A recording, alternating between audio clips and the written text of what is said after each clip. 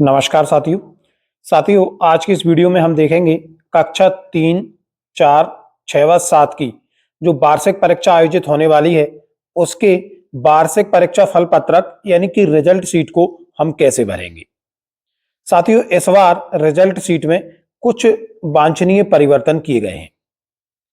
तो आज की इस वीडियो में हम देखेंगे क्या परिवर्तन रिजल्ट शीट में किए गए हैं और क्या जानकारी आपको रिजल्ट शीट में दर्ज करनी है।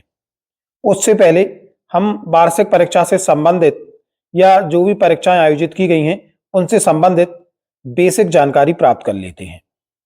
साथियों आप सभी को मालूम ही है मासिक मूल्यांकन 4 माह के आयोजित किए गए थे। जी हां साथियों, और ये जो मासिक मूल्यांकन है अगस्त, सितंबर, दिसंबर और जनवरी माह में आयोजित हुए थे। प्रत्येक मासिक मूल्यांकन 10 अंक का लिया गया था। इस प्रकार से 4 माह के जो मासिक मूल्यांकन लिए गए हैं 10-10 अंक के, उनके कुल अंक हो जाते हैं 40 अंक। अब इन्हीं 40 अंकों के आधार पर विषयवार रिजल्ट शीट में यानी कि जो परीक्षा फल पत्रक है उसमें आपको छात्र छात्राओं के अंकों की प्रविष्टि करना है। इसके बाद आते हैं अर्धवार्षिक मूल्यांकन पर। जो अर्धवार्षिक परीक्षा है वह प्रत्येक विषय की 60 अंक की आयोजित की गई थी। इस प्रकार यदि हम देखें तो मासिक मूल्यांकन 40 अंक, अर्धवार्षिक परीक्षा 60 अंक। मासिक मूल्यांकन 40 अंक यानी कि 4 माह का 10-10 अंक तो हो जाते हैं 40 अंक और अर्धवार्षिक परीक्षा 60 अंक। इस प्रकार से अर्धवार्षिक मूल्यांकन हो जाता है 100 अंक का। तो अर्धवार्षिक के अंकों की जो प्रविष्टि है वह 60 अंकों के आधार पर आपको करनी है, क्योंकि मासिक मूल्यांकन की प्रविष्टि 40 अंक के आधार पर हम पहले ही कर चुके होंगे रिजल्ट शीट में। इस आधार पर आप अर्धवार्षिक अंकों की प्रविष्टि 60 अंक के आधार पर करेंगे। बात करें अगर वार्षिक परीक्षा की, तो जो वार्षिक परीक्षा है वह लिखित परीक्षा 60 अंक की होगी और जो प्रोजेक्ट हैं वह 40 अंक के होंगे। प्रोजेक्ट में 2 प्रोजेक्ट प्रत्येक छात्र छात्रा को 20-20 अंक के दिए जाने हैं। इस प्रकार से जो प्रोजेक्ट के हैं 40 अंक होंगे, लिखित परीक्षा के 60 अंक होंगे। विषयवार वार्षिक परीक्षा में 60 अंक में से संबंधित छात्र छात्रा को अंक प्रदान किए जाएंगे। प्रोजेक्ट में 40 अंक में से संबंधित छात्र छात्राओं को अंक प्रदान किए जाएंगे। आइए अब देखते हैं रिजल्ट शीट में बिंदुवार हम इनकी जानकारी कैसे दर्ज करेंगे। तो साथियों जो रिजल्ट शीट है वो कुछ इस तरीके की रहेगी। आप देख सकते हैं वार्षिक परिणाम अभिलेख पत्रक।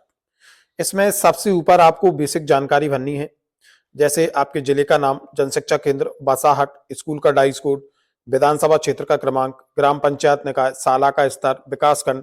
इस तरीके से बेसिक जानकारी ऊपर आपको फिल करना है। आप देखेंगे रिजल्ट शीट में ही अंकों का निर्धारण किया गया है, कितने अंक पर कौन सी ग्रेड प्रदान की जाएगी उसका अवलोकन भी आप वार्षिक परिणाम अभिलेख पत्रक से ही कर पाएंगे। अब देखेंगे विद्यार्थियों की सामान्य जानकारी, जैसा कि आप भरते आए हैं सरल क्रमांक, संबंधित छात्र छात्राओं का अनुक्रमांक आ जाएगा, स्कॉलर प्रवेश पंजी क्रमांक यानी कि शाला की प्रवेश पंजी में जो भर्ती क्रमांक संबंधित छात्र छात्रा का दर्ज है वो आप यहाँ पर दर्ज करेंगे। उसके बाद आप देखेंगे SSSM आईडी यानी कि समग्र आईडी, माता का नाम, पिता का नाम के अतिरिक्त जाति आपको यहाँ पर दर्ज करनी होगी। ये आप बहुत ही आसानी से दर्ज कर सकते हैं।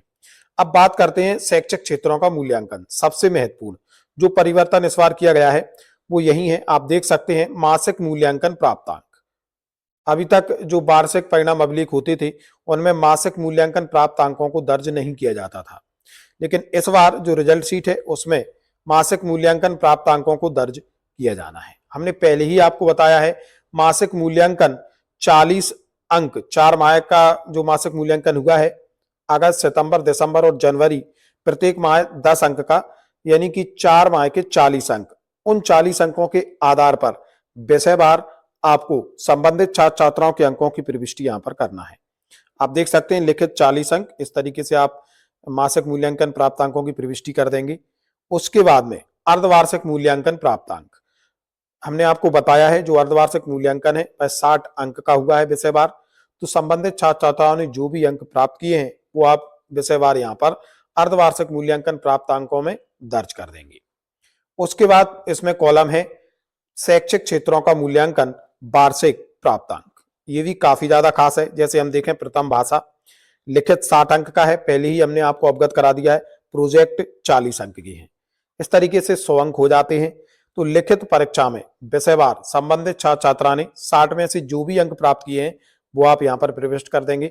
और प्रोजेक्ट में जो 2 प्रोजेक्ट आपने उन्हें 20-20 अंक के दिए थे, उनमें से जो अंक संबंधित छात्र छात्राओं ने प्राप्त किए हैं वो आप प्रोजेक्ट अंक में प्रदर्शित कर देंगे।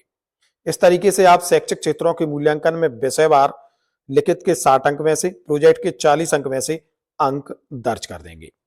उसके बाद में सह शैक्षिक क्षेत्रों का मूल्यांकन, इसमें आपको जो साहित्यिक, सांस्कृतिक, वैज्ञानिक, सृजनात्मक जो भी अंक संबंधित छात्र छात्रा ने प्राप्त किए हैं 20 में से, वो आप यहाँ पर दर्ज कर देंगे। उसी तरह व्यक्तिगत एवं सामाजिक गुणों के विकास में जो अंक प्राप्त किए हैं वो आप अपने स्तर से इन कॉलमों में दर्ज कर देंगे। मुख्य रूप से यदि हम देखें तो शैक्षिक सत्रों के मूल्यांकन में इस बार मासिक मूल्यांकन के प्राप्तांक आपको दर्ज करना है। अर्धवार्षिक मूल्यांकन के प्राप्तांक 60 में से आपको दर्ज करना है। शैक्षिक क्षेत्रों के मूल्यांकन में लिखित के 60 और प्रोजेक्ट के 40 अंकों में से आपको दर्ज करना है। अब हम देखेंगे प्राप्तांक यानी कि महायोग। महायोग में आप क्या करेंगे, शैक्षिक क्षेत्रों का मूल्यांकन जैसे मासिक मूल्यांकन में जो प्राप्तांक है विषयवार, अर्धवार्षिक के जो प्राप्तांक है और शैक्षिक क्षेत्रों के मूल्यांकन वार्षिक के जो प्राप्तांक है, इनका आप टोटल कर लेंगे और इस ओवरऑल टोटल को आप बिंदु क्रमांक 51 में दर्ज कर देंगे।